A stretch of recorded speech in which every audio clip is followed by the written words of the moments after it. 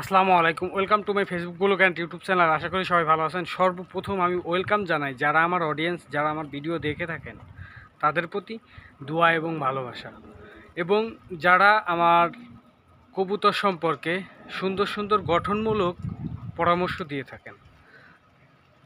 আল্লাহ তাআলা যেন আপনাদেরকে সবসময় ভালো রাখেন এবং প্রত্যেকটা মানুষেরই পাশে দাঁড়ানোর সেই তৌফিক দান করেন আপনাদের। আমি অনেক কিছুই কবুতর সম্পর্কে জানি না, তো আপনারা যারা যতটুকু জানেন ততটুকু জেনেই আমাকে যারা সাপোর্ট করেন, এই জন্য আমার অনেক ভালো লাগে। যেভাবে সাপোর্ট করেছেন এইভাবে করবেন, তাহলে দেখা যাবে যে কবুতরগুলো ভালো থাকবে। আর যারা নতুন আছেন, কবুতর পালন করতেছেন, তারাও চেষ্টা করবেন যে অভিজ্ঞতা লোক আছে তার কাছ থেকে কবুতর সম্পর্কে জেনে তারপরে কবুতরগুলোকে পালন করার জন্য। তো আমি আজকে যে টপিকে কথা বলবো, যে কিভাবে বুঝবেন একটা জোড়া কখন ডিম দিতে পারে।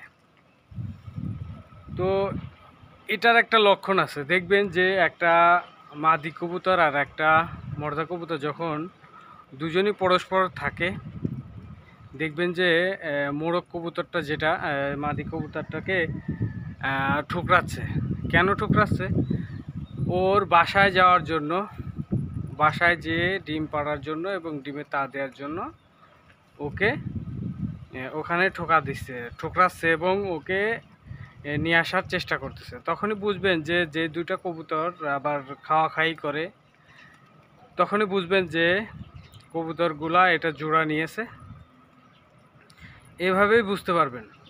তো আমি যদি দেখাই, দেখেন কবুতরটার কিভাবে চিহ্নিত হয়। দেখেন ওই যে সাদা একটা কবুতর, দেখবেন যে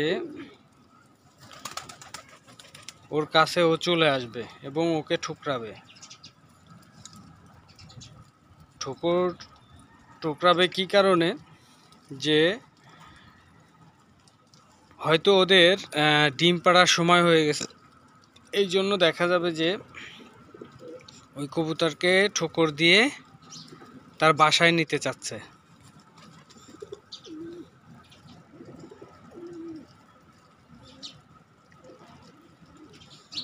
দেখবেন যে জোড়া, সেই জোড়ার কবুতরকেই ডাকবে।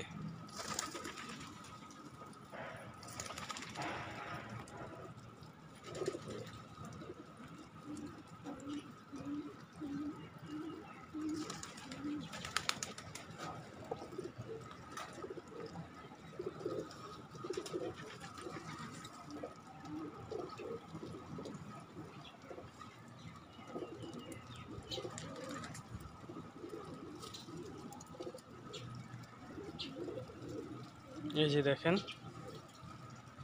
ওই কবুতরটার পাশ ছাড়তেছে না, দেখছেন ঠোকর দিচ্ছে।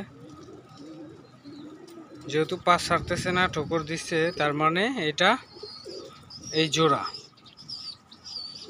এই কবুতরটা এটার জোড়া।